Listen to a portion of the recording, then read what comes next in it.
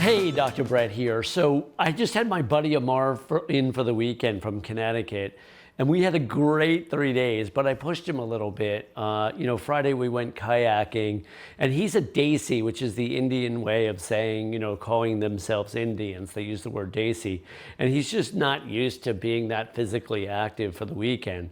So he was kayaking, and we took him up. We are at Jonathan Dickinson State Park in Hobe Sound, Florida, and it's very peaceful on this river, as you can see. Are we going to see any gators? We are going to see some gators. Yeah, you're going to take a right up there at that turn, and we're going to see some gators. And we took him up a tributary, and I showed him the alligators because I knew they were there. And he got really, really nervous, but he sort of handled his fear. I'm like, Amar, you're going to be working through your fears here, right? I'm being playful. I was fishing while he's doing the rowing in the front of the kayak. I'm fishing in the back. But we saw the alligators. He faced his fears. He didn't get bit. Nothing happened. They were relatively small and harmless. And more importantly, he had a really cool experience. We golfed the next day. Then Sunday night before he left, we went fishing, and I used live shrimp and to catch the little fish, which then I'm going to put on for bigger fish. And he had never used a live shrimp before, and he was being really, really squeamish, but I only showed him how to do it. And then he was figuring out eventually how to do the live shrimp thing. You hook him through the head and you put him out there live. It's kind of like a little bit uncomfortable, right? He's like, us Daisies, we don't do that.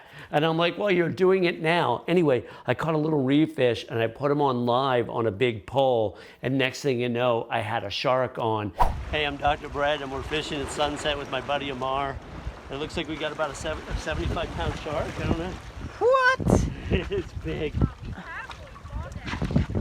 All right, now how do we get the hook out? I get it. Yeah.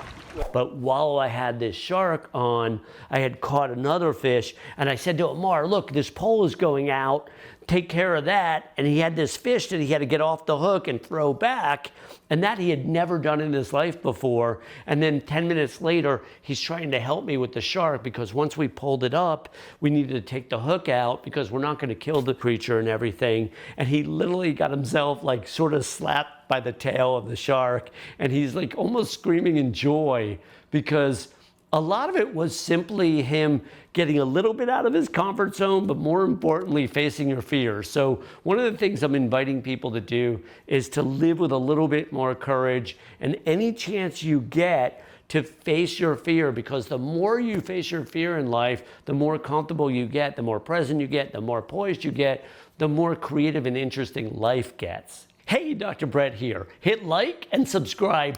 And if you really want to support us, sign up to our Patreon.